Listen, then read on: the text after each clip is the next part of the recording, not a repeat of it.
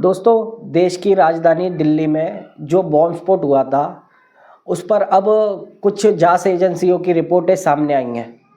भाइयों, ये शुरुआती जो जांच हुई है इसमें एक बात तो साफ हो गई है। क्या ये जो I-20 में ये जो उमर उमर डॉक्टर उमर कुछ बैठा था, ये जो फरीदाबाद का था, इसका ताल्लुक सीधा वहाँ से पुलवामा से आया है और ये एक जैश का आतंकी है। मैंने आपको ये बात तो कल जब बॉम्ब स्फोट के बाद में मैंने जो वीडियो बनाई थी उसमें भी कहा था। क्या ये कोई CNG ब्लास्ट वगैरह आप समझ रहे हो, ये वो वाली कहानी नहीं है, क्योंकि CNG ब्लास्ट 400 और आधा किलोमीटर दूर तक धमाका नहीं होता है CNG का। तो ये साफ था कि इसमें अमोनियम नाइट्रेट यूज करा गया था और ये धमाका भी सोच समझ कर नहीं करा गया था, ये एक हड़बड़ाहट में करा गया है। यानी कि जो देश के अंदर आप देख रहे थे पिछले 15 दिनों से, आप अगर लगातार देखा जाए तो अलग अलग जगहों पर छापेमारी हो रही थी, जिसमें ये अमोनियम नाइट्रेट या ये बॉम्ब बनाने की जो सामग्री थी, ये जगह जगहों से अलग अलग ज़िलों से, आप कहीं गुजरात से कह लो, चाहे महाराष्ट्र से कह लो, चाहे उत्तर प्रदेश से कह लो, हर जगह से आपको ऐसे कुछ सामान मिल रहे थे, डॉक्टर पकड़े जा रहे थे। तो ये इसी पकड़ने के डर की वजह से ये जल्दबाजी में करा गया वो विस्फोट था। लेकिन भाइयों, मुझे एक बात अभी भी नहीं समझ में आई, लोग इस बार इतना लाइटली कैसे ले सकते हैं इस चीज़ को। आपको पता है ये क्या प्लानिंग थी? एक टाइमर जो घड़ी वॉच है ना, ऐसी 20 वॉच एक डॉक्टर के पास से बरामद हुई हैं, जिसमें एक टाइमर फिट करा गया था। क्या हम इस दिन को ऐसे 20 जगह पर ऐसे ज़बरदस्त धमाके करेंगे। ये तो बॉम्ब पूरी तरीके से तैयार भी नहीं था। आपको पता है कितने बड़े धमाके करने के प्लान में थे ये, और हम इसको बिल्कुल ऐसा मामूली सा विस्फोट मान रहे हैं। कहाँ गए हम अब क्यों नहीं इन लोगों के लिए जस्टिस क्यों नहीं मांग रहे? 12 लोग यहाँ पर ये मरे हैं, जो मृतक हैं उनकी संख्या 12 बताई जा रही है। 30 से ज़्यादा ऐसे जख्मी हैं जिनके किसी का हाथ नहीं है, किसी का पैर नहीं है, किसी का कुछ नहीं है भाई, क्योंकि ब्लास्ट ही इतना तगड़ा था। लेकिन इनकी जानों की कीमत हमारे लिए इतनी सस्ती है, हम इनके लिए अब एक कोई जस्टिस भी नहीं मांग रहे। हम इनके लिए कोई मोमबत्ती नहीं, कोई न्याय नहीं, कोई कुछ नहीं। सरकार से हम पूछना भी नहीं चाहते हैं कि क्या हुआ। क्यों भाई? ये आतंकी हमला है ना, जैसे मोहम्मद का ये टेररिस्ट निकले हैं ये सारे। कहाँ गया फिर हमने जो कहा था? क्या पाकिस्तान को थोड़ा भी मतलब डर था हमारा? आप एक बात बताना दोस्तों, क्या पाकिस्तान को इतना सा भी डर था इस घटना का? क्योंकि जो हमने सीज फायर करा था उस दिन ही हमने साफ कह दिया था पाकिस्तान को कि अगर हमारे ऊपर अब कोई अटैक हुआ तो हम इसको एक्ट ऑफ वॉर, यानी कि वॉर मानेंगे, हम युद्ध मानेंगे आतंकी। और ये सेम अटैक है। और अभी तक किसी भी नेता ने, या आप किसी की भी कह लो, चाहे PM मोदी ने ये तो ज़रूर कह दिया है कि हम उनको छोड़ेंगे नहीं, लेकिन ये नहीं कहा है कि ये सीधा सीधा पाकिस्तान ने करवाया है। और पाकिस्तान के अंदर भी आप हालत देखो भाइयों, पाकिस्तान में कल से मीटिंगों के दौर चालू हो गए, सफाई देने का काम चालू हो गया कि ये हमने नहीं कराया, हमने तो आपका नाम भी नहीं लिया। पाकिस्तान इतना डरा हुआ क्यों है? क्योंकि पाकिस्तान को पता है कि कुछ बड़ा होने वाला है, हम इसका बदला जरूर लेंगे। लेकिन दोस्तों, मैं आपसे एक ही सवाल फिर से पूछना चाहता हूँ, क्या हमको केवल वो जात पात पूछ के मारते हैं तब हम लोगों के लिए जस्टिस मांगते हैं? क्या हमारी सेना के पर, मतलब जैसे पहलगांव अटैक हुआ था, सेना के कुछ लोग मारे गए थे, ये जो सेनाओं के अधिकारी मारे गए थे, हम इनके लिए जस्टिस मांग सकते हैं? कि ये जो हमला था इसके लिए हम कुछ नहीं कर सकते? दूसरी कहानी, क्या हमारी सुरक्षा एजेंसियों को आप हल्के में ले रहे हो? यार, इन लोगों ने अगर ये 20 जगह के ये जो 20 टाइमर थे, ये 20 जगह पर फटते तो देश में क्या हालत होती। आज तक का सबसे बड़ा ब्लास्ट माना जाता है ये जो मामले थे। ये पूरी हमारी जांच एजेंसियां, ये NIA और हमारे जो ये सीक्रेट एजेंसियां, इनके द्वारा ये जो छापेमारी में ये पकड़े गए ना, ये बात है कि वो धमाके से हम बच गए। अब पर पाकिस्तान का क्या होगा? दोस्तों, कल से पाकिस्तान ने बॉर्डरों पर अपने सेना की तैनाती बढ़ा दी है। पाकिस्तान जानता है कि अब भारत हमें छोड़ेगा नहीं। लेकिन भाइयों, पाकिस्तान का इलाज क्या है? मैंने सीज फायर के समय भी बस मैं तो सरकार से यही चाहता था कि पाकिस्तान इतने से मानने वाला नहीं है। हम युद्ध नहीं चाहते, हम युद्ध नहीं चाहते। अरे कब तक नहीं चाहते हम? पाकिस्तान का इलाज क्या है? पाकिस्तान का इलाज है युद्ध। पाकिस्तान का इलाज है घुटनों पर लाना।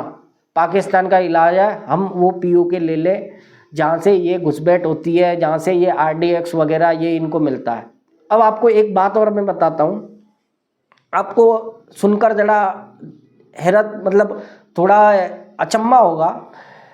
क्या आजकल आतंकी नहीं चाहते थे कि इनका नाम आए, और ना इसकी कोई ने किसी भी, आमतौर पर ऐसा होता है कि कोई ऐसी घटना होती है तो कोई ना कोई आतंकी संगठन इसकी जिम्मेदारी लेता है कि ये हमने करवाया है। आपने कल से आज तक देखा होगा कि कोई भी आतंकी संगठन इस पे बोलने को तैयार नहीं है, क्योंकि सबको पता है कि अगर हम सीधा बोलेंगे तो भारत हम पर ब्लेम डालेगा, और पाकिस्तान ये नहीं चाहता। लेकिन एक आपने इसमें एक बात नोटिस करी होगी, इस बार जो ये आतंकी जो हरकतें हुई हैं ये पढ़े लिखे डॉक्टरों ने करी हुई हैं।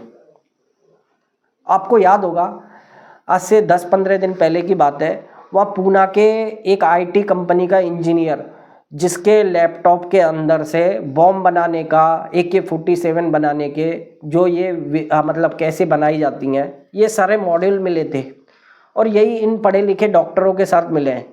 और एक बात इनमें कॉमन है, ये जिहाद के नाम पर भड़काए हुए लोग थे।